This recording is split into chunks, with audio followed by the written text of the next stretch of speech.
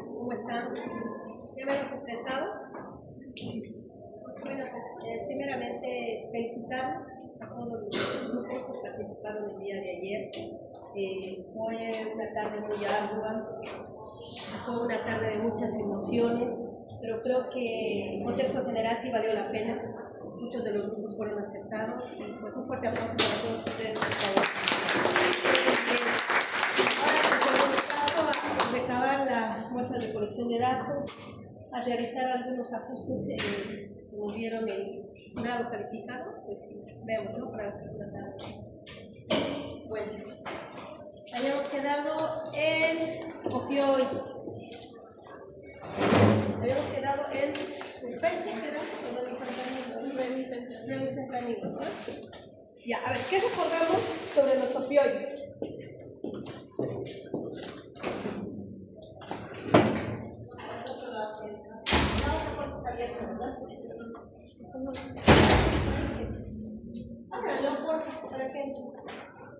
Ya. Habíamos dicho que en los opioides hay que diferenciar entre lo que es opioides y entre lo que es opiáceos. Las sustancias opiáceas prácticamente son las sustancias derivadas de lo que es derivados de la morfina y también derivados de una extracción de una planta que se llama la papaverina, que es una planta que prácticamente se encuentra en todo lo que es el continente asiático, ¿verdad? ¿Qué más? Los opioides son los ligandos, son las sustancias endógenas que prácticamente el organismo las sintetiza. Ahora, es un medicamento que se usa de tercer escalón. Tiene un efecto potencializador cuando se coadyuva con otros medicamentos que son los AINES, ¿no? ¿Se acuerdan que les había hablado de los escalonamientos, ¿no? de la analgesia, que eso ya habíamos visto? Entonces prácticamente en el primer escalón nos hablaba de AINES y paracetamol. En el segundo escalón ya nos hablaba de AINES, paracetamol y algo de fentanil, de menor efectividad como el tramadol. El tercer escalón ya nos hablaba prácticamente en un 100% de puro opioides, en este caso fentanil, remifentanil y morfina, ¿ya? Ahora, la característica, ¿cuál era de estos opioides? ¿Se acuerdan? ¿Cuál era la característica de los opioides en general? ¿Cuántos tipos de receptores hay? ¿Cuáles son? Eso. Y su característica es que estos se unen alostéricamente a los receptores, tiene una selectividad muy específica hacia estos. Nos habíamos quedado en los derivados del fentanil, ¿no? Ya habíamos hablado del fentanilo, ahora vamos a hablar del remifentanilo. El remifentanilo se ha empezado a utilizar más el remifentanilo en las situaciones de COVID. Como ustedes muy bien saben, nuestra población incrementó, la mayoría de nuestra población ingresaba a las unidades de cuidados intensivos porque hacían un síndrome de estrés respiratorio secundario, ¿no? Entonces, lastimosamente, se terminó nuestros insumos de fentanilo. Sulféntano, porque aquí no llega, pero fentanilo. Entonces, tuvimos que recurrir al famoso remifentanilo, que antiguamente no se lo usaba mucho y lo usaban más los anestesiólogos, pero ya después de lo que pasó este evento del COVID, ya se los empezó más a usar en el servicio de urgencias y de terapia intensiva. ¿Listo? Ahora, contiene una estructura. Es un derivado de la estructura metilpropiónico que se dice, tiene un tiempo de semivida muy corto, de 3 a 5 minutos, eso es lo que también nos ha ayudado a nosotros a inducir la intubación en los pacientes, ¿listo? Nosotros generalmente cuando intubamos a un paciente en el servicio de urgencias o medicina interna o terapia intensiva, lo que hacemos es inducir primero la analgesia. Entonces inducimos la analgesia, luego de la analgesia recién inducimos con la sedación y luego inducir con la sedación, y si el paciente todavía está un poco despierto, no encontramos el confort del paciente, recién inducimos a los relajantes musculares, no se olviden. Entonces como primera opción siempre la analgesia en el paciente no puede tener dolor. Entonces en este caso actualmente se usa el remifenta y se usa el fentanil, ¿listo? Ahora, ¿cuál es la contraindicación del remifenta? Se puede administrar para la analgesia, se puede para la inducción de la sedación, pero también se puede administrar vía espinal en ciertos casos, no en todos, ya que una de sus complicaciones mayores es que puede ocasionar parálisis motora temporal. Y esto se ha visto en muchos estudios, especialmente realizados por el servicio de anestesiología. Ellos usaban mucho lo que es la infiltración espinal, especialmente en las cirugías de pacientes, en cirugías en despierto. ¿Qué significa esto? Pues que no se les induce a una sedación general. Los pacientes durante la cirugía pues están despiertos. Entonces, esto es más que todo cuando se induce una sedación vía espinal. Ahora, ¿qué más? Aparte del fentanilo, hay otro que no sé si lo voy a acá, es la bupivacaína. La bupivacaína es un salvavidas, se podría decir. ¿Por qué? Especialmente los pacientes politraumatizados. Los pacientes politraumatizados que llegan al servicio de urgencias, muchos de ellos vienen con el antecedente de trauma de tórax. Es un trauma de tórax inestable, eso que creo que ya habíamos ocultado, ¿no? En la anterior clase. Estos pacientes con trauma de tórax presentan alteraciones en la mecánica ventilatoria, pero es precisamente incluso por el dolor. Porque no se olviden que en las costillas existe un paquete vasculonervioso en la porción superior. Cuando la costilla hay un trazo fracturario, pues se lesiona este paquete vasculonervioso. Entonces es muy doloroso para el paciente. Imagínense una fractura de 3 o 4 segmentos. Entonces eso obliga a que el paciente incluso empiece a respirar rápido, pero es por el dolor. Y se ha visto que solamente preparando infusiones de bupivacaína, lo característico de la bupivacaína es que no provoca una parálisis motora. Entonces, mejora mucho la mecánica ventilatoria y muchos de estos pacientes se ahorran de que tú induzcas la ventilación mecánica. Es decir,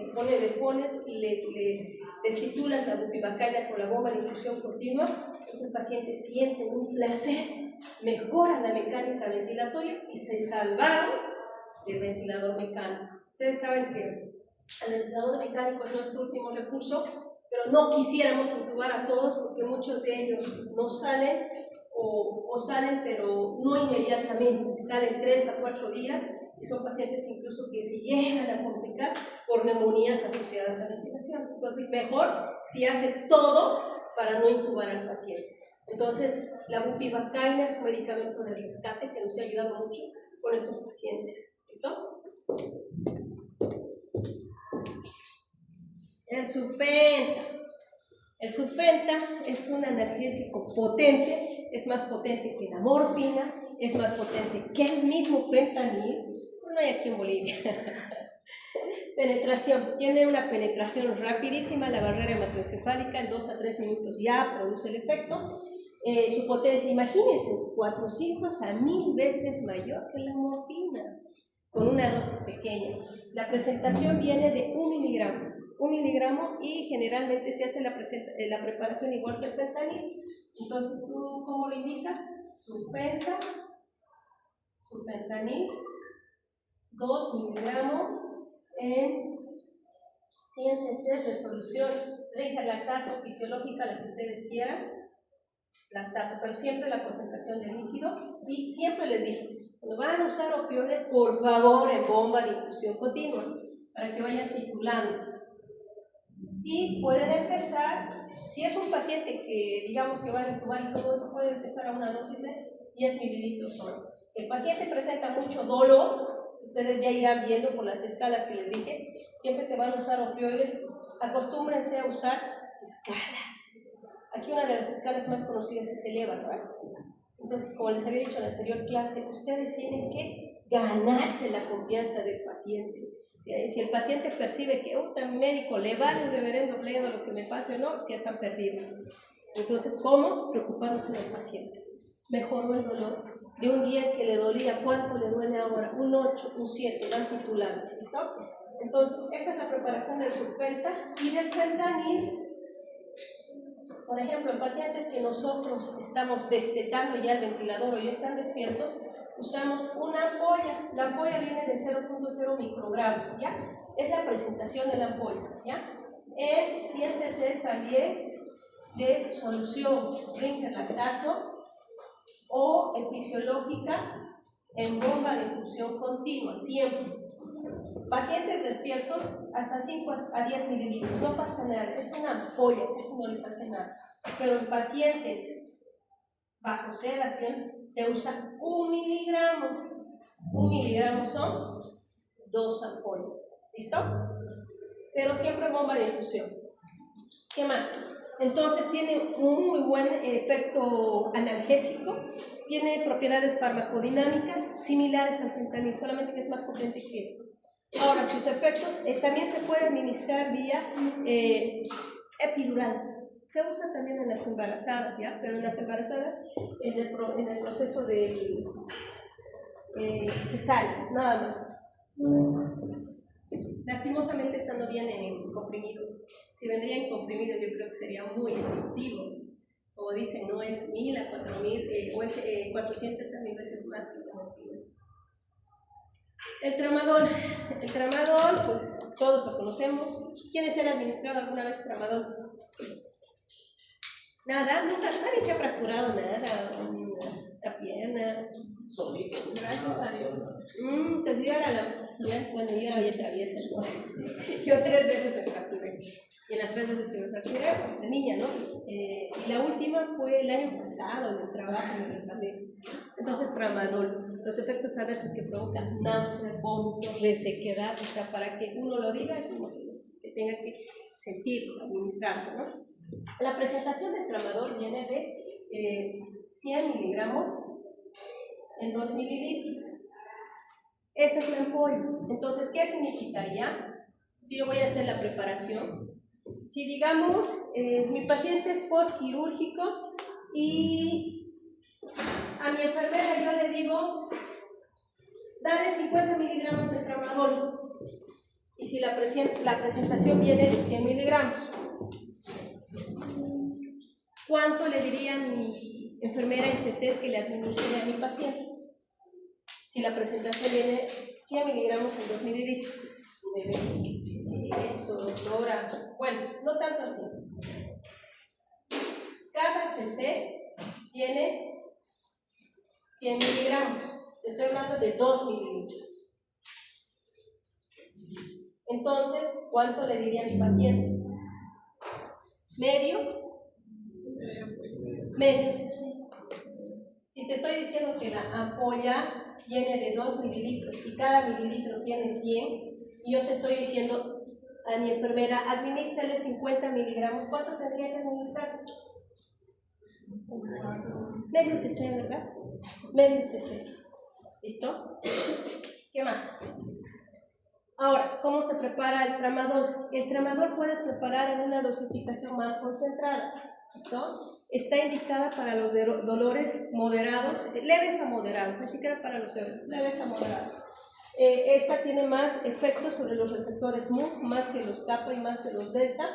Luego tiene una biodisponibilidad del 68% y lastimosamente penetra la barrera transplacental, por lo cual no se ve en las mujeres embarazadas, pero sí se les puede administrar en el postquirúrgico del embarazo, de la cesárea.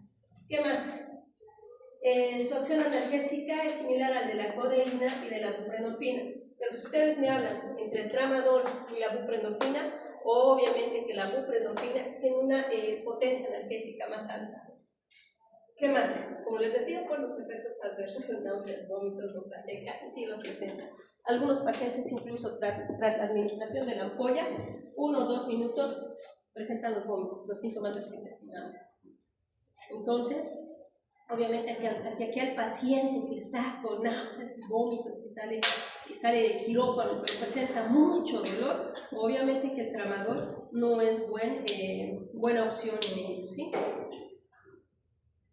Ahora, antagonistas o agonistas, entre estas la buprenorfina, que ya habíamos hablado. Esta tiene 20 a 30 veces más potente que la morfina, es más potente que el tramadol, que también, igual que el tramadol, actúa a nivel de lo que son los receptores MUC, tiene una analgesia duradera de 5 a 8 horas, se administra vía sublingual, intramuscular y transdérmica. La verdad, vía sublingual no la vi aquí, tampoco allá de donde yo vivo en México, tampoco la vi. Pero sí B, y es otra segunda opción. Nosotros lo usamos mucho también en las épocas de pandemia, del COVID, cuando se terminó fentanil, porque lastimosamente hubo una escasez en todo lado, teníamos que ver cómo nos las arreglábamos. Entonces vimos que también la buprenorfina es muy buena opción. Entonces la preparación de la buprenorfina, viene de 0.03 microgramos, la ampollita, ¿listo? Entonces, si es 0.03 microgramos o 300 miligramos, ¿listo? Esto ya en la preparación. Entonces, nosotros hacemos la preparación de 900 miligramos de buprenorfina, que sería 3 ampollas diluidas o aforadas en 100 cc. Siempre tienen que diluirlo, nunca lo tienen que poner puro, ¿listo? 100 cc de solución fisiológica o Ringer lactato, pero es 900, ¿listo? Está en bomba de infusión continua. Está también, dependiendo de las escalas del dolor, van a ir titulando. El paciente les dirá que con 5 mililitros ya cesó el dolor, pero si no, pueden subir hasta 10, hasta 15, hasta 20. No tiene un efecto muy potente como el fentanil, digamos, la morfina. Ahora, reacciones adversas, depresión respiratoria, ¿no? Te vas a ir a dosis altas, obviamente.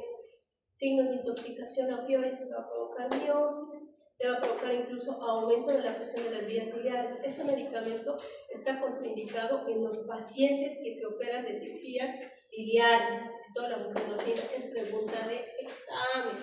Puedo poner un caso clínico diciéndoles, hay un paciente que es un paciente que ingresó por una colangitis, o un paciente que se le hizo un CEPRE, se complicó, está con mucho dolor, la mejor opción analgésica es, les puedo poner incluso la buprenorfina, les puedo poner el ketorolaco, ¿sí? Pero obviamente, ya saben, es contraindicado en los pacientes postquirúrgicos o de vías biliares. Más. La naloxona. La naloxona es el antídoto, ¿no? Es el antagonista puro de los receptores, actúa a nivel del receptor MU, delta y kappa. Entonces, es un medicamento muy utilizado en los casos de intoxicación de opioides. Un claro ejemplo, les comenté, ¿no?, que muchos anestesiólogos, generalmente a veces, después del procedimiento quirúrgico, extuban a sus pacientes, muchos de ellos, por querer irse rápido, no querer esperar lo que es el postquirúrgico, porque la obligación del anestesiólogo es: yo lo opero a mi paciente y tengo que esperar a que mi paciente esté estable, despierto, para yo extubarlo y pasarlo a sala, ¿no? Muchos de ellos, no, que me tengo que ir, o algo pasa. Pero la cuestión es que los extuban y el paciente no despierta y vienen a UTI. Mire, le comento que lo estuve, gasométricamente está estable, pero no despierta. ¿Qué le metiste? ¿Con qué lo operaste? ¿Qué usaste en analgesia? ¿Cuánto fue la dosis? Fentanil, sea dosis de 0.7 microgramos, que son las dosis óptimas, no despierta. Entonces, ¿qué pasó? Lo ves al paciente, ¿sí? Está con disminución de la frecuencia respiratoria, hemodinámicamente estable, pero miren las pupilas puntiformes. Entonces, ¿qué te habla? Intoxicación. Y le valió, digamos, al anestesiólogo. Lo que el anestesiólogo tenía que hacer es esperar. Se espera al paciente que esté despierto, tenga reflejo tusígeno del glutor y todo, para que tú los puedas extubar. Bueno, doctora, ¿está apurada? Sí, doctora.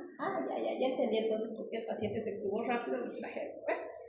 Entonces, la opción es naloxona.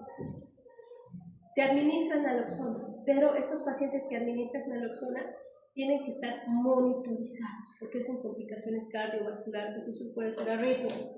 Entonces, pues necesitamos meterlo a la UTI, aplicarle la naloxona, ir viendo, ¿no?, evitar estas complicaciones. ¿Qué más? Una de las complicaciones más frecuentes de la naloxona es la dependencia, ¿listo? Si esta dependencia, pues también te puede llevar a lo que es la abstinencia posteriormente. Las indicaciones, pues, antagonizan la analgesia y antagonismo a la depresión respiratoria. Se ha visto en estos pacientes que presentan depresión respiratoria, es decir, que la frecuencia respiratoria va menos de 8 a 6 por minuto, tú les administras la naloxona, a los 2 a 3 minutos revierte. El paciente está ya más despierto, está más reactivo, con una mejor mecánica respiratoria. Pero ojo, si van a administrar naloxona, el paciente tiene que estar monitorizado por los efectos cardiovasculares que presenta este medicamento. Ahora, ¿qué más es eso? Vamos a ir a un caso clínico. ¿Quién me lee el caso clínico? No se pelee. Paciente masculino de 28 años, sin antecedentes médicos crónicos de importancia y sin antecedentes de uso de opioides.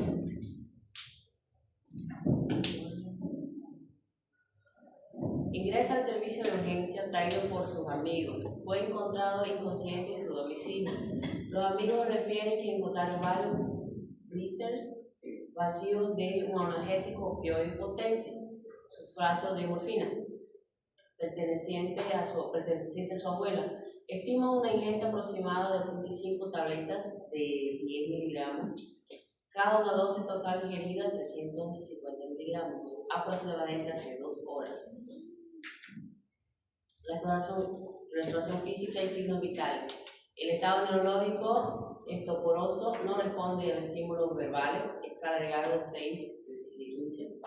Pupilas mióticas puntiformes y por reflexivas. Presión arterial 95-60. Frecuencia cardíaca 58 latidos por minuto. Frecuencia respiratoria 8. Respiración superficial y lenta. Saturación de oxígeno 85% al aire ambiente. Temperatura 36.1. Y otro, la piel fría, pálida y sudorosa, diaforesis y ausencia de ruido intestinal.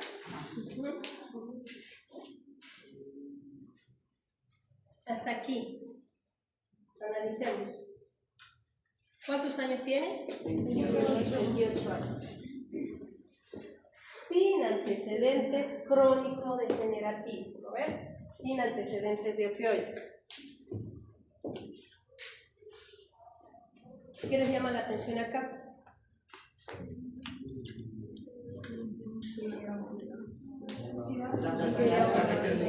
Traído por sus amigos. La otra es que fue encontrado con blisters vacíos, ¿no? De analgésico, y no cualquier analgésico, es morfina, ¿no? Ahora, total 350 miligramos. Esto es muy importante, saber cuánto tiempo pasó en el test. No es lo mismo manejar un paciente que haya pasado ya mucho tiempo, 3 o 4 horas, ¿ya? Cuando viene un paciente y digamos en el caso hipotético que te diga que esto pasó en casa, digamos, que no los amigos, sino los familiares fueron los que encontraron, digamos, el paciente, ¿no? La última vez que lo vimos bien, doctora, a las 10 de la noche. Se subió, se durmió, ya no supimos nada de él. Hasta que no despertó a las 8 o 9 de la mañana, fuimos a la habitación y lo encontramos con el estado neurológico deteriorado, no despertado. Es muy diferente ese tipo de pacientes a que el paciente ya está con los amigos, ya se haya cuantificado el tiempo que ha sido 2 horas. Ahora, ¿por qué es muy diferente? En el caso hipotético de que pasó más tiempo, se supone que si tú tomas una gasometría y el paciente tiene alteraciones ya en la mecánica respiratoria, como ustedes lo decían, tiene una frecuencia respiratoria de 8, o sea, está en bradipnea, ya severa, entrando, ¿qué hace? ¿Cuál es el mecanismo de acción? Como no respira adecuadamente, no elimina dióxido de carbono. Entonces se incrementa el dióxido de carbono, hace una acidosis respiratoria, el pH estimula lo que es el centro respiratorio, pues el paciente entra en depresión respiratoria. Es muy diferente de 10 de la noche hasta el día siguiente. A esos pacientes pues ni queriendo les pones naloxona, espero que despierten. No, estos pacientes se van a tubo. Pero es muy diferente que haya pasado 1 hora o menos de 2 horas del evento. Ahí sí, puedes iniciar con naloxona, ¿ok? Entonces hay que fijarse bien el tiempo. El tiempo es clave en ellos. ¿Qué más? Intoxicación, nunca se olviden esto. Siempre les va a venir en la consulta o en el servicio de urgencias. Paciente joven, paciente con labilidad emocional, paciente con antecedentes de que se toma antidepresivos, que vean con un glasmo de 6, un glasmo menor a 8, pupilas mióticas multiformes, hiporreflexia. Son criterios mayores para una intoxicación por opioides. Ahora, puede tener aquí presión arterial de 95 a 60. Uno de dos, el paciente es joven. Pacientes jóvenes generalmente cursan con presiones de 100 o 90-60 o 100-80, que es el rango. Pero, ojo, si hubiera sido un paciente obeso, si hubiera sido un paciente que presenta síndrome metabólico, porque estos pacientes que presentan síndrome metabólico agarran presiones arteriales altas, ellos sí, y que vengan con este tipo de presión arterial, ¿qué me llama la atención? Clínicamente, es un paciente que está haciendo probablemente una acidosis respiratoria severa. Cuando uno hace acidosis respiratoria, el pH está muy bajo, el dióxido de carbono no solamente tiene su repercusión respiratoria, lamentablemente, también le pega al sistema hemodinámico. Y estos pacientes hacen una vasodilatación hipotensa. Por eso es muy diferente, hay que ver ese contexto. Si es un paciente joven, un paciente que no ha tenido antecedentes crónico-degenerativos, no, pues esa debe ser su presión.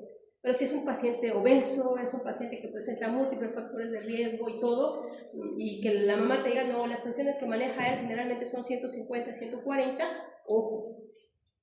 Les comento estos tips porque lamentablemente en muchos centros de salud no contamos hasta con gasometría. ¿Ya? ¿Qué más?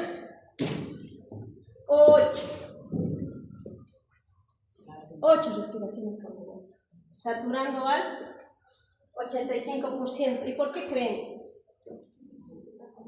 Si le pega la hemodinamia, el paciente hace vasodilatación, los pacientes tienden a la desaturación, porque llega bajo flujo sanguíneo a nivel de lo que es el sistema respiratorio, existe una hemostasia a nivel alveolar disminuida. Entonces estos pacientes hacen saturación. A nosotros nos pasa, por ejemplo, cuando el paciente chocado o el paciente con cualquier patología respiratoria está en respiratoria, tiene mucha variabilidad de la respiratoria y por ende se satura. ¿Listo? Ahora, ¿qué más? Diarrea, pálida, sudoración y ausencia de fluidos intestinales. ¿Se acuerdan? ¿Cuál era la característica de los opioides? Aparte, ¿cuál era, doctora? Era sangrado el tubo. Bueno. AINES, esos son los AINES. Los opioides. A un paciente no se puede poner más de 7 días en infusión opioide. ¿Por qué? Porque provoca disminución de los fluidos intestinales, provoca hipomotilidad, especialmente en nuestros pacientes ya mayorcitos, en nuestros pacientes geriátricos. Al no haber buena motilidad intestinal, ¿estos qué hacen? No hacen popó. ¿Y qué pasa? Se ocluyen. Si el médico no se da cuenta que el paciente está ocluido, que más de 2, 3 o 5 días no hizo sus necesidades, le tomas una radiografía y está con el abdomen distendido, a la percusión mate, está ocluido, llamen al cirujano, el cirujano viene, no, pues, vamos a entrar al procedimiento quirúrgico. ¿Cómo no se dieron cuenta que el paciente está ocluido? Y si es la clara verdad. Entonces los opioides, uno de sus efectos adversos es eso.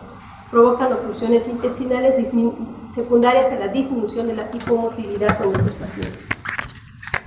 ¿Qué pasó, doctor? Claro. Ahora, ¿quién me habla de los mecanismos de acción de la farmacodinamia de la morfina?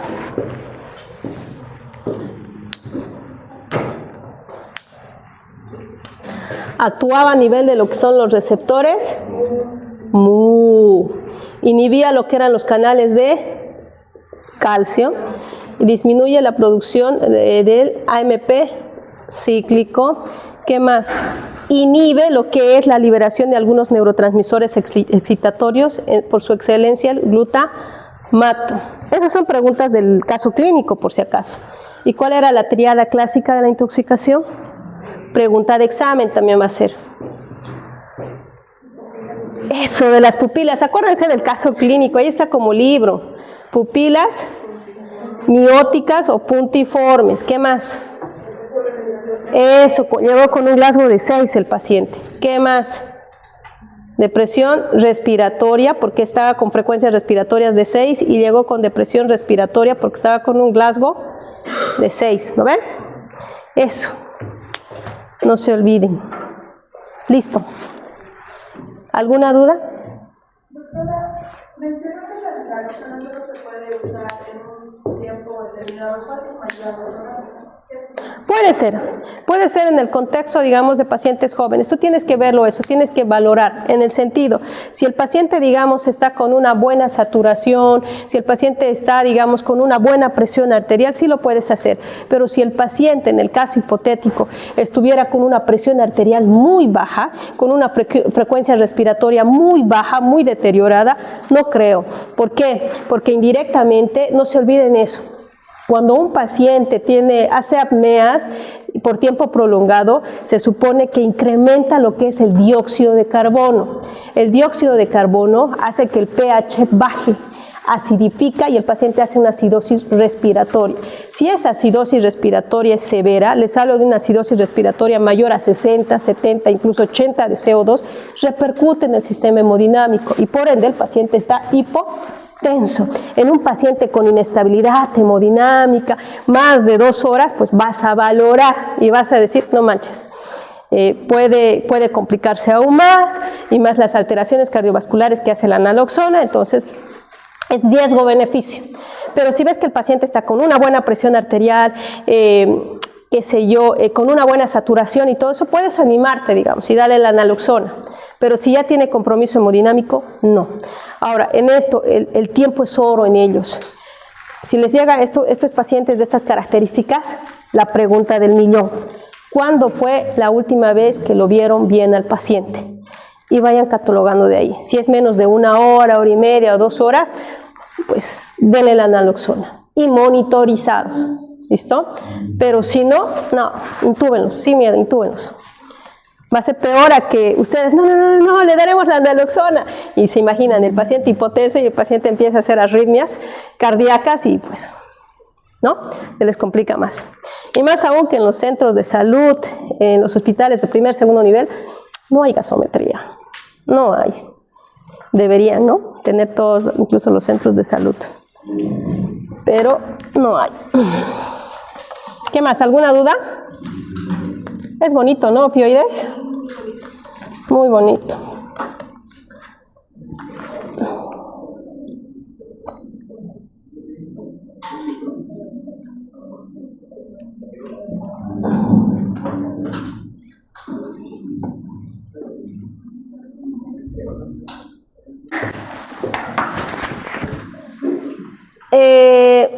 La farmacología de la secreción gastrointestinal y la ulceración en la mucosa digestiva. Este tema es amplio, pero yo creo que la mayoría ha usado antiácidos, ha usado protectores gástricos en su vida, ¿no? ¿Quién no ha usado paracetamol o ranitidina o hidróxido de aluminio? Bueno, hay algunos tal vez no, y algunos tal vez es porque tienen una dieta muy saludable. Eso es verdad. Y hay otros que no, digamos. Entonces, en este grupo entran prácticamente todas las enfermedades asociadas al ácido. Así se llamaban antiguamente, enfermedades asociadas al ácido. ¿Qué enfermedades son estas, jóvenes?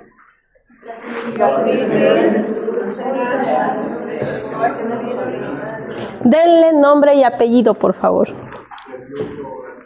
Enfermedad, reflujo gastroesofágico, que es el ERGE. ¿Qué más? Síndrome de Solinger. Infección por Helicobacter pylori. Gastropatía asociada a los AINES. ¿No? Ya, de todas estas, pues el ácido clorhídrico que es la sustancia ácida producida por las células parietales, va a estar regulada a nivel de lo que es el sistema endocrino para endocrino, a nivel de estos neurotransmisores, en este caso la acetilcolina. Esta acetilcolina va a ser liberada por las terminaciones nerviosas vagales por un fenómeno que se llama efecto neurocrino, que disminuye lo que es la producción del ácido clorhídrico. Diosito cuida a sus ovejas, como dicen, ¿no? Entonces, cuando hay una sobreproducción de ácido clorhídrico, hay sistemas de control que regulan, suprimen o disminuyen la producción. Una de ellas es la gastrina. La gastrina, por ejemplo, es producida por las células G antrales y esta es liberada al torrente sanguíneo. Esta va a ser regulada por una actuación hormonal. Va a haber mayor sobreproducción, entonces va a inhibirse lo que es la gastrina en respuesta a ellas. La otra es la histamina, que esta está almacenada por los mastocitos y las células enterocromáfines también. Ahora, cada una de estas sustancias va a actuar específicamente sobre canalículos o túbulos, canalículos vesiculares que se encuentran a nivel de lo que son las células parietales. No olvidemos que estas van a estar asociadas a proteínas G. Existen distintos tipos de sinergismo con estas sustancias, con la histamina que ya acabamos de mencionar, la acetilcolina y la gastrina. Pero para que se produzca lo que es el ácido clorhídrico, la sustancia ácida, es muy importante que se active un primer paso, que es la enzima hidrógeno potasio ATPasa, que esa se encuentra en la porción apical de lo que son las células parietales. Entonces, no olvidemos que esta enzima contiene dos subunidades. Aquí les voy a mencionar para que me entiendan. Aquí está.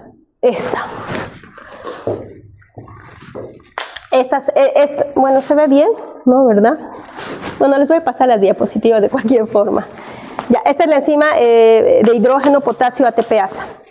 Para que se active esta, ¿qué se va a provocar? Una sobreproducción, se va a estimular lo que son las células parietales, ¿ya? Estas células parietales pues se encuentran a nivel de lo que es el intestino delgado. Entonces, los inhibidores de bomba de protones van a llegar por vía parenteral lo que es el citoplasma. En el citoplasma, que es el segmento A, una vez llegado van a protonizarse, es decir, que van a cambiar su estructura química. Muchas de ellas van a tenderse a volver más positivos, ¿listo? Luego, esto es del citoplasma, pasan a un ambiente más ácido, y este ambiente más ácido se caracteriza por presentar un pH de 2. Para que presente un pH de 2 es que realmente el ambiente está muy ácido. Entonces, entran al ambiente ácido, cambian su estructura química. Al cambiar su estructura química, hacen un paso C. Es decir, que cambian sus puentes a uniones disulfuro y son puentes incluso covalentes. ¿Listo? De esta forma van a actuar inhibiendo lo que es la producción del ácido clorhídrico. Entonces, son esas subunidades que nos mencionan. Ahora, con ello, parte de la estructura molecular de la enzima se ve expuesta a los iones. En este segmento, cuando hay el primer paso de activación de lo que es la enzima hidrógeno potasio ATPasa, funciona el mecanismo del todo o nada. Te doy un potasio y me das un hidrógeno. La relación es 1 a 1. Y comienza el proceso de protonización. Ahora, posibilidades de la actuación farmacológica. El tratamiento de las lesiones mucosas está centrada en disminuir la producción del ácido clorhídrico, ¿no ven? El segmento lesionado. Al disminuir la producción del ácido clorhídrico, se va a iniciar el proceso de cicatrización a nivel de lo que son las células, a nivel del intestino delgado. Entonces, para que se inicie el proceso de cicatrización, obligadamente un requisito es que el pH tiene que estar alto, ya no tiene que estar bajo, ya no tiene que estar en ambiente ácido. 1, 2, tiene que haber una buena vascularización. 3, tiene que haber mayor producción de eicosanoides, tiene que haber buena producción de prostaglandina C2 y tiene que haber buena producción de lo que son las prostaciclinas. Bajo este ambiente recién se produce la generación o la reestructuración de estas células lesionadas. Ahora, ¿qué más? Propiedades de la actuación farmacológica. Ya habíamos dicho, los que producen la disminución del ácido clorhídrico, entonces, ¿qué van a hacer? Los inhibidores de la bomba de protones, por excelencia. Ahora, si hay una refractariedad a los inhibidores de la bomba de protones, has llegado a una segunda a dosis máxima, puedes tomar también como opciones los antihistamínicos. Ahora, ¿qué van a hacer? Otra segunda opción, aparte de disminuir lo que es la producción del ácido clorhídrico, también tienes que usar un neutralizante, en este caso los antiácidos.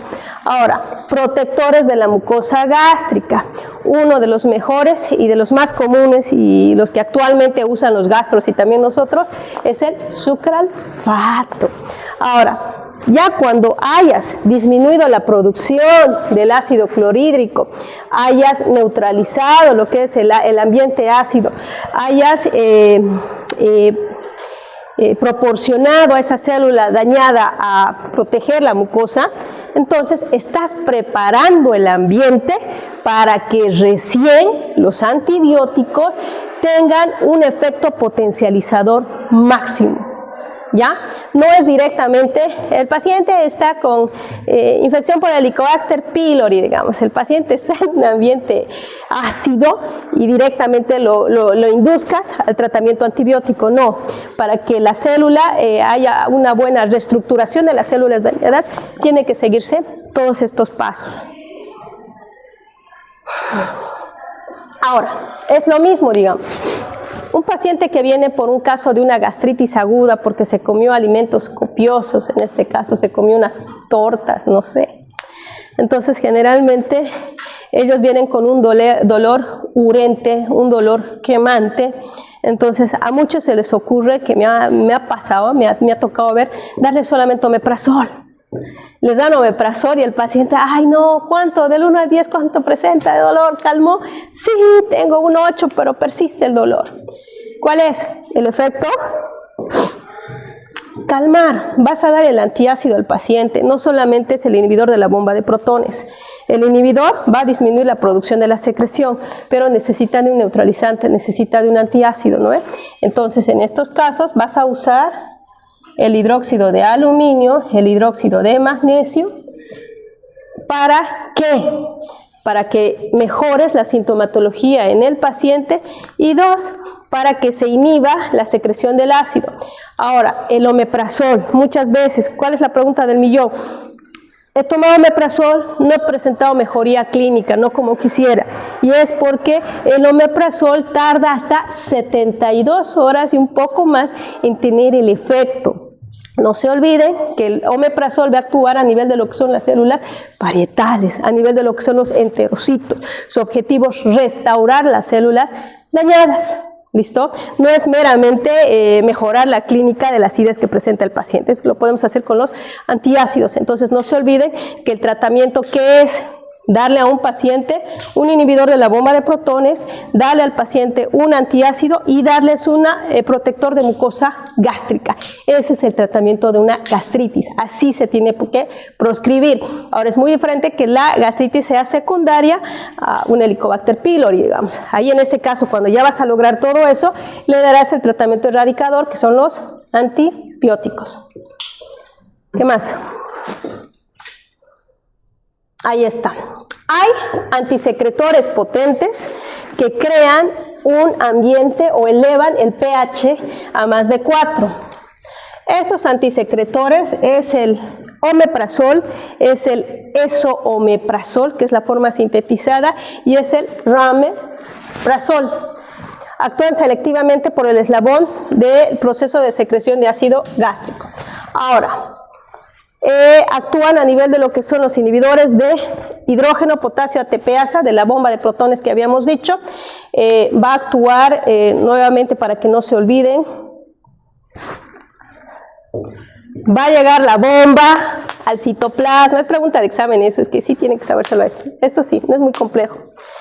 Llega el inhibidor de la bomba de protones, llega al citoplasma, del citoplasma para poder introducirse al medio ácido va a entrar a través de los canalículos vesiculares. Aquí va a protonizarse, va a volverse más positivo. Y para ir introduciéndose más aún al ambiente ácido, se va a cambiar la forma estructurada. Entonces se va a convertir en un derivado sulfonamida. Y estos derivados sulfonamidas de 100 van a inducir a la disminución de lo que es la producción del ácido clorhídrico. ¿Listo? ¿Qué más? Esto ya vimos. Ya. Esto también les puedo preguntar en el examen oral, ¿eh? Para que no piensen que soy mala, es facilito, digamos. Les puedo decir, denme 3 ejemplos de inhibidores de la bomba de protones. ¿Qué me van a decir? ¿Ve? Está facilito de aprenderse, ¿no ve? Su terminación. Aprendan a estudiar con memotécnicos jóvenes, es la mejor opción. ¿Listo? Ahora, el objetivo de los antisecretores es incrementar el pH. Generalmente incrementan a un pH entre 3 a 4,5. El omeprazol, el esomeprazol incrementan hasta 4,5. Pero tampoco es bueno dar antisecretores de forma prolongada. Si das antisecretores de forma prolongada, puedes ocasionar otras complicaciones como hiperplasia de las células parietales, y estas hiperplasias de las células parietales de aquí a larga, obviamente, no en todos los pacientes, también es un precursor para el CA gástrico. Entonces, no en todos, en un 0.01%, pero sí hay.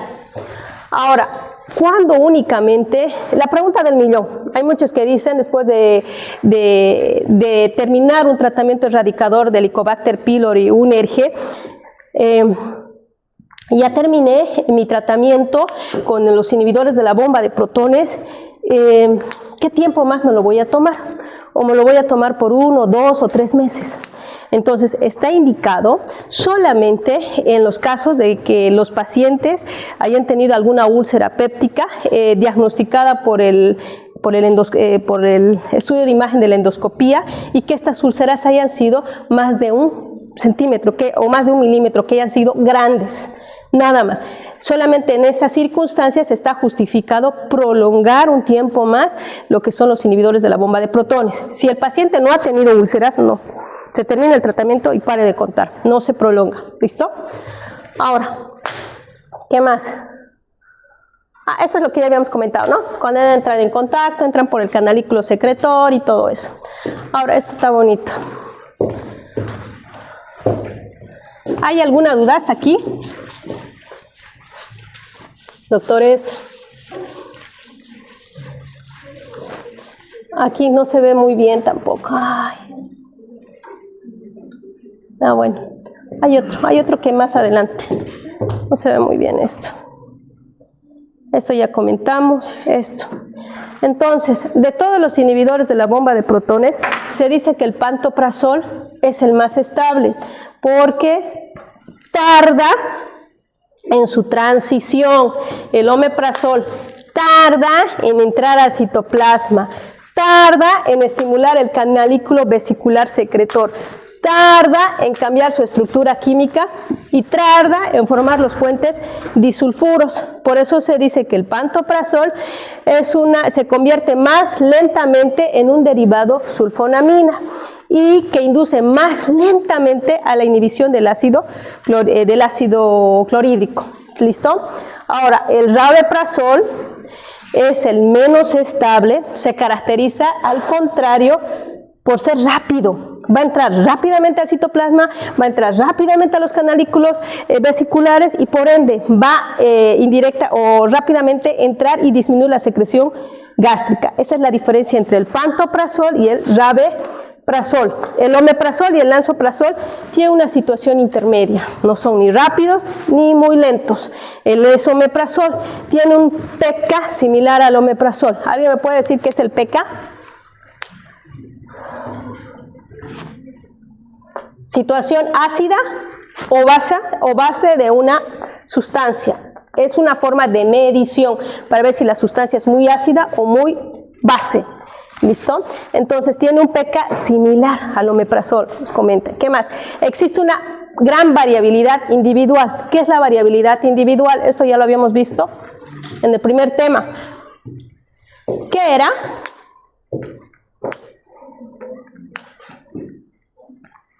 De cómo es la variabilidad individual, es cómo va a reaccionar el paciente a esa dosis. Un claro ejemplo, omeprazol. Yo le doy 80 miligramos al paciente. En un paciente X, esta dosis de omeprazol va a ser curativa, digamos. Pero en otro paciente, le administro la misma dosis de omeprazol de 80 miligramos y en el paciente causa signos de intoxicación. Entonces, a esto se refiere variabilidad individual. No todos reaccionamos a la misma dosificación de la misma forma terapéutica. Algunos, aquí el claro ejemplo, tienen una dosis curativa, pero otros incluso puede causar casos de intoxicación. Un claro ejemplo son los vasodilatadores, ¿se acuerdan? En algunos reacciona más rápidamente y provoca una vasodilatación y una hipotensión, y en otros no. ¿Alguna duda? ¿No? Ya. Ahora, una vez que el inhibidor de la bomba de protones va a estimular lo que es la enzima de potasio o de hidrógeno potasio ATPasa, es un proceso ya irreversible. Lo bueno es que no es competitivo y una vez instaurada necesita una concentración pico alto a nivel de lo que es a nivel de las concentraciones séricas. ¿Qué más? Algo que quería comentar acá era, ahorita les digo. Bueno, la duración del efecto antisecretor máximo dura durante las primeras 4 a 6 horas, mantiene una reducción de la capacidad de la secreción ácida hasta de 24 horas, el efecto va a ser. La única forma de la célula parietal de restaurar su capacidad secretora es sintetizar una nueva molécula de potasio, hidrógeno ATPasa. Cuando se interrumpe el tratamiento, se necesita más de 3 días para recuperar los valores normales de la producción de ácido. Esto ocurre más que todo en situaciones que se usa el tratamiento ya erradicador del Helicobacter pylori. No muchos cumplen los 14 a 21 días. Algunos pues suspenden el tratamiento, especialmente aquellos que están con tratamiento con metronidazol. No se olviden que el tratamiento erradicador puede ser la claritromicina, es la amoxicilina, uno, y el otro puede ser la claritromicina, puede ser el metronidazol, ¿no? Hay muchas personas que no toleran el metronidazol y es una de las causas frecuentes por el cual abandonan el tratamiento. Pero pues hay una alternativa. Si el paciente presenta estas alteraciones, se les da la tercera alternativa, que es la levofloxacina. Ya, me estaba olvidando. Aquí, si yo le voy a dar al paciente 40 miligramos de omeprazol, esta no va a ser dosis dependiente. ¿Qué significa? Que no voy a necesitar 80 a 160 miligramos para generar mi efecto inhibitorio a nivel de lo que es la secreción del jugo gástrico. Es decir, con una dosis mínima del inhibidor de la bomba de protones, yo ya voy a generar la inhibición de la secreción. No necesito dosis superiores. A eso quiere decir. Ahora, ¿cuándo la célula parietal no está secretando el ácido? Cuando nosotros usamos los inhibidores de bomba de protones y prácticamente ya hemos llegado a un nivel, a un pH alto, y hemos llegado a un pH de 5, 7, obviamente que ya no estamos en un ambiente ácido, estamos en un ambiente alcalino, ¿verdad?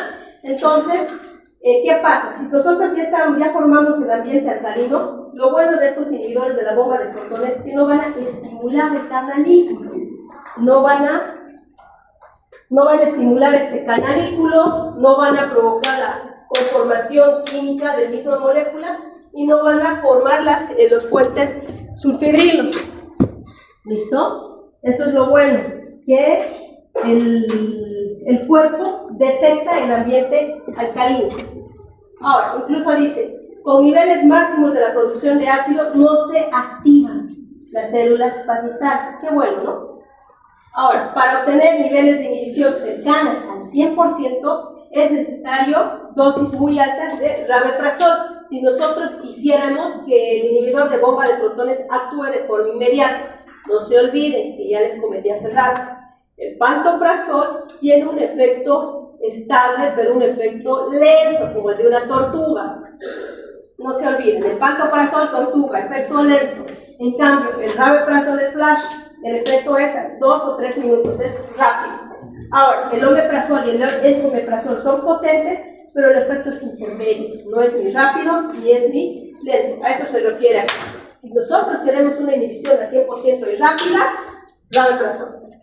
Ahora, el uso simultáneo de cualquier otro agente antisecretor reduce la efectividad de los inhibidores de la bomba de protones al mantener la célula parietal en un estado de reposo. ¿Qué significa esto?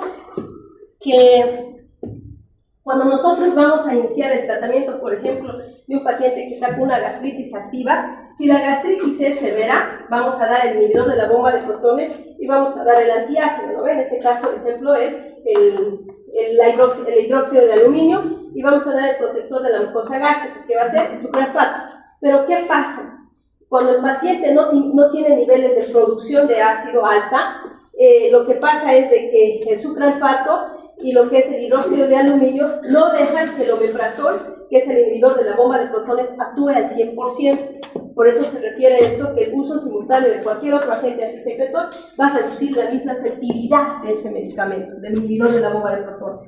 Entonces, hay que ir viendo esto si el paciente presenta una enfermedad ácido-péptica severa. Y la única forma de saberlo es mediante la endoscopía. ¿Listo? No se olviden, nosotros no tenemos ojos biónicos, es lo que yo siempre les digo a mis pacientes. Yo no tengo ojos biónicos, yo te puedo calmar los síntomas, te puedo dar el tratamiento, pero necesito saber la severidad y la única forma es la endoscopía.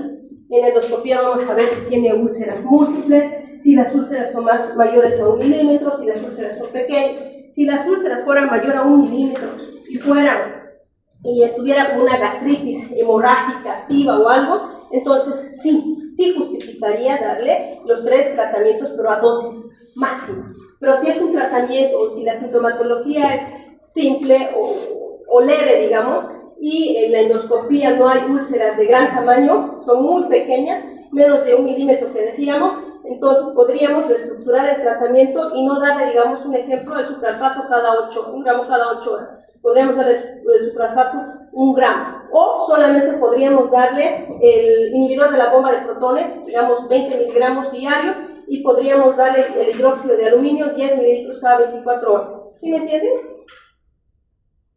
No, lo anterior. Otra vez. Sí, el paciente tiene una enfermedad, una gastritis hemorrágica activa, que lo hemos visto con la endoscopía, no calma el dolor, se da dosis óptimas. Das el inhibidor de la bomba de protones, das el antiácido y das el protector de la mucosa gástrica. Pero corres el riesgo de que el sucralfato, que es el protector, y el antiácido disminuyan la actividad del inhibidor de la bomba de protones. No hay otra. Pero si el paciente presenta síntomas leves, no presenta síntomas tan agudos como el primer paciente, puedes reducirlo, puedes reajustar la dosis, no darle en dosis óptimas. Le darás el omeprazol, digamos 20 miligramos, le darás el antiácido, qué sé yo, que es el hidróxido de aluminio, 10 mililitros cada 24 horas, y le darás lo que es el protector gástrico, el sucralfato, 1 gramo cada 24 horas. ¿Esto con qué objetivo? Para no actuar y disminuir la efectividad del omeprazol. Hemos dicho que el omeprazol no tiene efecto inmediato, su objetivo es restaurar las células parietales, los enterocitos dañados, por eso tarda hasta 72 horas. Nosotros lo que queremos es reestructurar a nuestras células dañadas, ¿verdad? ¿Hasta ahí se entendieron, no? Bueno. Características farmacocinéticas del inhibidor de la bomba de protones. existe una presentación que es la IV, que es la ampolla, que viene de 40 miligramos, y la de comprimidos que viene de 20 miligramos, ¿no? Lo bueno de estas que vienen en comprimidos, tiene una cápsula entérica, que esta incluso la protege en el momento que llega ya a la cámara gástrica, recién se libera a su forma ionizada. Ese es el objetivo, por eso vienen en cápsulas. ¿Qué más? El nivel de la inhibición de la producción no se correlaciona con la concentración plasmática del inhibidor de la bomba de protones en un momento dado, pero sí con el área bajo la curva de plasmática tiempo. ¿Qué significa eso? Es lo que les explicaba hace rato. El nivel de inhibición de la producción no se correlaciona con la concentración plasmática. Es decir, que solamente con que yo tome 20 miligramos de omeprazol, voy a lograr un efecto de inhibición de la secreción, ¿sí? Aunque tomando 40 miligramos o me pongan 80 miligramos, voy a lograr el mismo efecto. A eso se refiere. Ahora, dice una cosa, pero sí con el área bajo la curva plasmática tiempo. ¿Qué significa eso? Mientras mis células parietales van a estar produciendo más ácido, estas células van a seguir dañándose si se produce una hipersecreción. Es decir, que eso estipula el tiempo de exposición de la célula dañada. A mayor exposición de la célula dañada, va a exacerbar más el daño, ¿verdad? Entonces a eso se refiere, plasmático tiempo. Ahora, en síntesis, con dosis bajitas de omeprazol, logro una inhibición de la secreción. No necesito una dosis superior. ¿Qué más? La administración a esto. Muchas veces, pues, dicen, ¿no? ¿Por qué con la alimentación, 30 minutos antes del alimento? Dicen, ¿no? Porque disminuye el área debajo de la curva de concentración plasmática a tiempo, es lo que habíamos dicho, que disminuye la exposición de la lesión a estas células. La biodisponibilidad inicial va a ser reducida. Lamentablemente, los pacientes que tienen comprimidos por vía oral se toman. ¿Qué más? Se unen a proteínas plasmáticas, en más del 90%, sobre todo estas proteínas van a ser la albúmina y también la glucoproteína. Esta penetra en la barrera hematoencefálica y en la barrera placentaria. Ahora, este es un resumen. Miren, tiene un pK alto. El rabeprazol es el más alto de todos, ¿se fijan? Es el que tiene un efecto rápido. Es un efecto de 4 o 5 minutos, el efecto del rabeprazol para disminuir la producción del ácido. Ahora, biodisponibilidad. Tiene su biodisponibilidad. La que tiene mejor biodisponibilidad es el lansoprazol y el esomeprazol. Y son los más caros. El esomeprazol cuesta como 80 bolivianos. ¿Qué más? Unión a proteínas, todas se unen, ¿no? Y expresión renal, el rabeprazol. Tiene un efecto rápido, pero se elimina por vía renal. Hay que tener cuidado con estos pacientes, especialmente los pacientes con lesión renal. Lo bueno, pero, que estos inhibidores de la bomba de protones se eliminan rápidamente del organismo, no persisten. Ahora, tiempo de eliminación de plasmática, los inhibidores de la bomba de protones es 1 hora. La expresión vía renal en un 80% y el resto se elimina por vía de la bilis. Se eliminan rápidamente y es difícil que alcancen las concentraciones plasmáticas tóxicas. Si estamos diciendo que la vía de eliminación tarda 1 hora, entonces pues va a ser raro que provoquen efectos tóxicos en el paciente. Ahora, ¿existe poca toxicidad? Sí. No es necesario, pero reducir la dosis. Hay que hacer dosis de reajuste renal para el omeprazol. Entonces se da la dosis completa. Ahora, los pacientes geriátricos. En los pacientes geriátricos habíamos dicho que tienen una tasa de filtrado glomerular disminuida. A medida que un paciente va envejeciendo, va pasando la quinta década de la vida, la tasa de filtrado glomerular, que lo normal es que sea mayor a 60, en estos pacientes va disminuyendo hasta un 40, hasta un 50% en los pacientes ancianos. Por eso es que en estos pacientes se elimina, pero termina, el proceso de eliminación se prolonga, ¿listo? Pero no se reajustan los inhibidores de la bomba de protones. Puedo hacerles una pregunta capciosa. En el examen les puedo poner, Un paciente con insuficiencia renal, insuficiencia hepática, actualmente está con un sangrado de tubo digestivo alto, le reajusto a dosis renal el pantoprazol, les puedo poner. ¿Falso o verdadero? Falso, les estoy diciendo que no se reajusta, no se reajusta. ¿Listo? Ni por más que el paciente está con sangrado de tubo digestivo. Reacciones adversas. Las manifestaciones agudas son intensidad leve, pero son transitorias. Náuseas, dolor abdominal, mareo, cefalea, erupción cutánea. La verdad nunca he visto en los pacientes, especialmente a los que se aplica omeprazol y pantoprazol, no los he visto. El tratamiento prolongado de los inhibidores de la bomba de protones va a provocar elevaciones de concentración sérica de gastrina. ¿Se acuerdan que habíamos hablado? Hay mecanismos que cuando el cuerpo está en una hipersecreción de ácido gástrico, disminuye, inhibe, ¿no? Los protege. Una de ellas era la gastrina. Pero si nosotros vamos a llevar un tratamiento prolongado del omeprazol o de los inhibidores de la bomba de protones ATPasa, va a llevar a unas elevaciones séricas de la gastrina como consecuencia de la inhibición. Va a inhibir. Ahora, todo esto va a revertir al cesar el tratamiento con la hipergastrinemia. Es una de las complicaciones. Va a provocar hiperplasia de las células heterocromátinas. Estas complicaciones son en aquellos pacientes que reciben de forma prolongada los inhibidores de la bomba de protón. Nuevamente, les vuelvo a decir, se prolonga el tratamiento solamente si el paciente ha sido diagnosticado por un estudio endoscópico que las úlceras son mayores a 1 milímetro. Si no son o el paciente no tiene úlceras, ustedes no tienen por qué estar diciendo al paciente que se prolongue el tratamiento. 14, 21 días el tratamiento erradicado, ahí se termina. ¿Listo? ¿Qué más? Pues la clave del éxito de su tratamiento también será cambiar el hábito alimenticio del paciente, ¿no?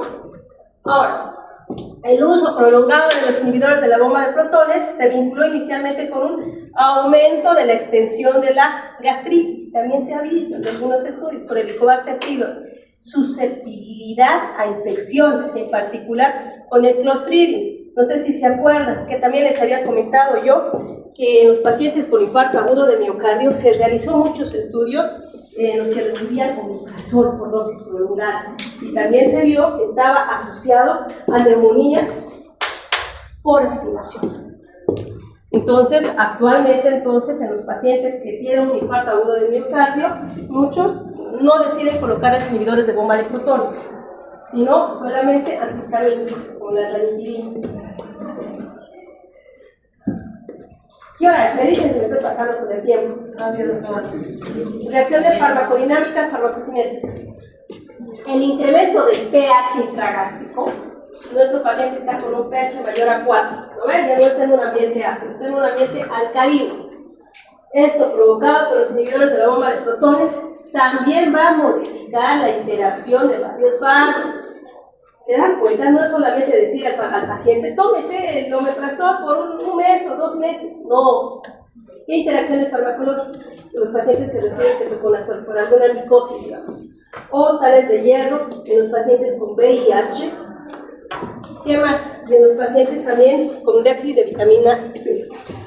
¿Qué más? Las proteínas y las vitaminas se absorben menos. Lleva a un sobrecrecimiento bacteriano. De esta forma, estos pacientes incluso hacen Clostridium, que es una de las causas principales. ¿Qué más? Posterior a la absorción de las sales de este ion, se ha vinculado al desarrollo de osteoporosis. Hay muchas complicaciones, ¿no? A la larga, si uno proscribe adecuadamente el omeprazol. ¿Qué más? Miren, el efecto también lleva a alteraciones y mayor reabsorción de los antiarrítmicos, de la digoxina, va a prolongar lo que es el tiempo de vida media de lo que es el ácido acetilsalicílico, de los diuréticos. ¿Qué más? Esto ya habíamos hablado.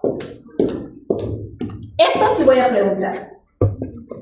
Es lo que más proscribe, es lo que más hay, digamos.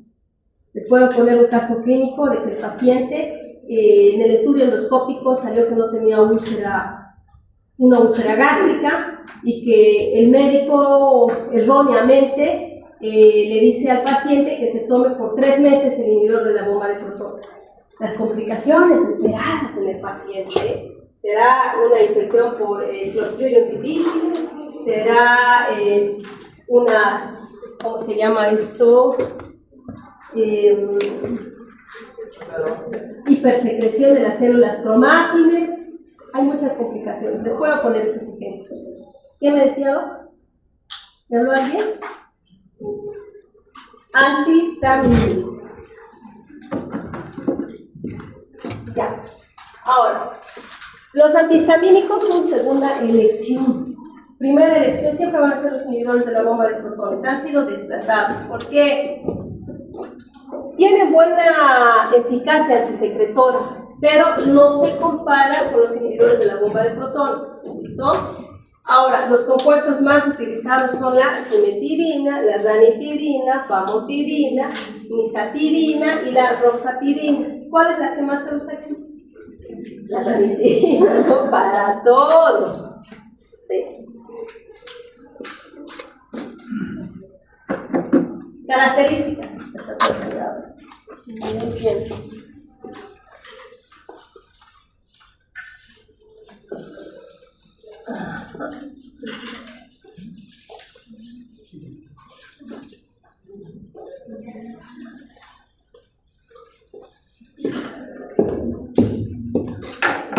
Ya. La potencia antisecretora. 4 a 10 será ranitidina. La famotidina cuesta como 70 pesos, pero fíjense, su potencia antisecretoria es la más alta, ¿no? 40-50. Dosis que con potencia antisecretora equivale la cimetidina. Está también muy alta. La biodisponibilidad es casi similar en todos, ¿no? Y la semivida de la ranitidina es de 1.6 a 2.4. Ahora, antes de pasar, no, aquí vamos a venir, aquí. Antes de pasar me olvidaba hacerles el esquema. Como ya hemos visto inhibidores de bomba de protones, vamos a hacer casos clínicos de un sangrado de tubo digestivo, ¿ya? Hay sangrado de tubo digestivo alto. Entonces, el tratamiento no es igual en todos. Los inhibidores de bomba de protones están indicados específicamente en el sangrado de tubo digestivo alto, secundaria a la perforación de una úlcera pélvica, ¿no? Ahora, en el sangrado de tubo digestivo bajo puede ser, por ejemplo, por una diverticulitis, por X causa. Pues una diverticulitis no lo vas a solucionar con inhibidores de bomba de protones, ¿verdad? El tratamiento en los sangrados de tubo digestivo bajo es quirúrgico y aparte estabilizar a tus pacientes con politransfusión masiva. Mucho depende si el paciente llega en estado de choque hipovolémico, llega hipotenso, pero es muy diferente. Ahora, en un sangrado de tubo digestivo alto por una perforación de úlcera péptica, ¿qué vamos a prescribir en el paciente? Si es un paciente de 50 años, es un paciente obeso, es un paciente que no tiene una vida, una alimentación muy saludable, es un paciente que come muchas comidas copiosas en la calle, viene por un dolor urente y quemante. La característica del dolor epigástrico, sin irradiación, pero se acompaña de náuseas y vómitos. El paciente llega al servicio de urgencias, lo recuestas y el paciente empieza ya con vómitos hemáticos. ¿Listo? ¿Tú qué le haces al paciente, doctora? ¿Antiemético? No. ¿Qué le hacen al paciente? ¿Tu paciente llega y directamente le vas a poner antiemético? ¿Qué le harían a un paciente que está con un sangrado de tubo digestivo alto, activo? No, ya. Siempre váyanse por lo más simple a lo más complejo. ¿Qué van a hacer primero? Lo hacen recostar en la camilla, monitorizan los signos vitales. Luego de monitorizar los signos vitales, si está con un sangrado de tubo digestivo alto, yo no le voy a meter los medicamentos por vía oral. Entonces a este paciente, ¿qué se le hace? Este es el primer esquema de tratamiento que se hace. Se inicia en el paciente ayuno. 2, ¿qué vas a iniciar? Estas son las indicaciones, ¿no?, que se hacen. una monitorización continua, pero eso tiene que ser rápido, ¿no? Es el paciente que necesita hacer una monitorización continua. ¿Qué es lo que voy a monitorizar en el paciente? La presión arterial. Eso, tengo que monitorizar la presión arterial, no es lo mismo de que el familiar me diga, eres hipertenso, maneja presiones de 140 a 160 y me llegue con presiones de 90 a 40, digamos, ¿no? ¿Qué más? ¿Por qué?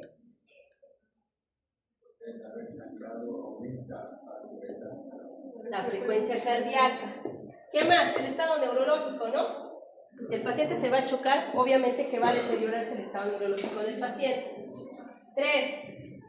¿Qué me interesaría ver en él? La evolución del paciente. Sitios de sangrado. Entonces, ¿cómo tengo que ver también si el paciente va vaciándose por abajo por el sangrado digerido? Código de evacuaciones. ¿Qué más? Ya le hice todo esto. Sé que está con el paciente con un Glasgow de 15 puntos, sé que está despierto, sé que está manteniendo unas presiones de 90 a 60, todavía no está hipotenso, y que sé que está un poco taquicárdico con frecuencia de 100 a 120 por minuto. ¿Listo? Entonces, ¿qué le digo a la enfermera? Vía periférica. Y si es un paciente que está con un sangrado tubo digestivo alto, activo, no una vía sola, no solamente una vía periférica. Alístese 2 vías periféricas, una vía A y una vía B. Ahora, ¿será preponderante en él canalizarle un catéter venoso central?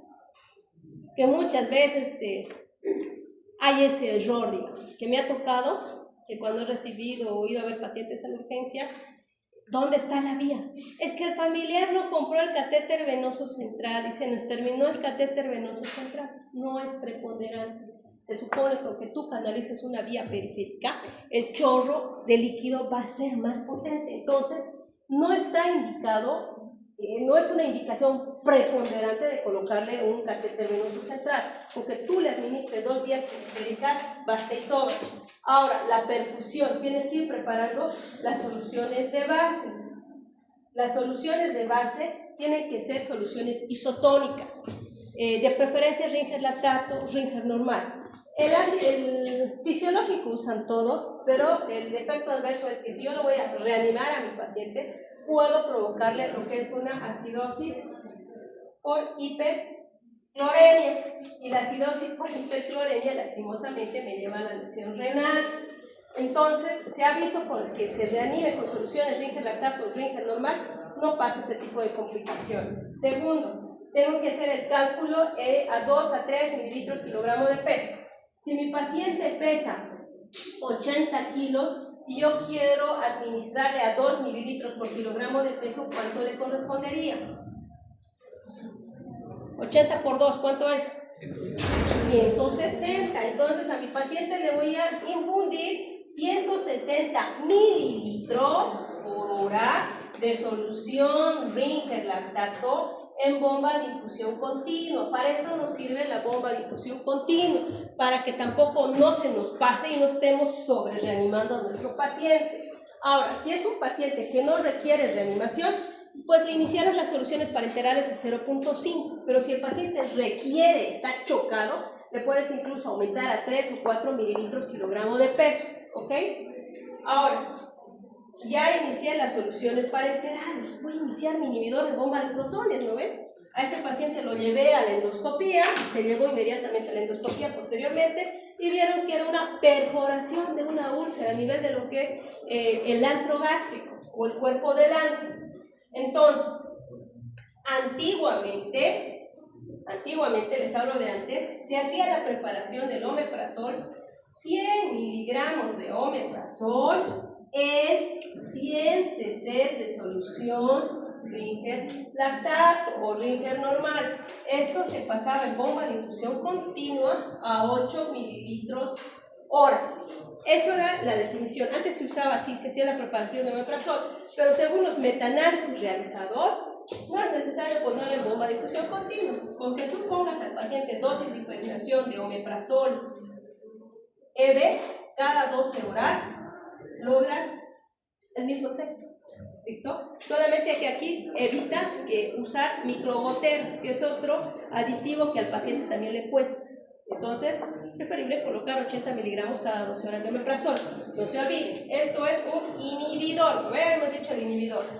Ahora, en este paciente que está en ayuno, no le vamos a poner el antisecretor. Estamos poniendo en ayuno ni el antisecretor ni el protector gástrico. Si el paciente no estuviera, digamos, con un sangrado del tubo digestivo activo, sí le pondríamos. En el caso hipotético, digamos que el paciente no está con el sangrado del tubo digestivo activo, entonces ahí, ¿qué correspondería? Ponerle el, ¿cómo se llama? El hidróxido de aluminio.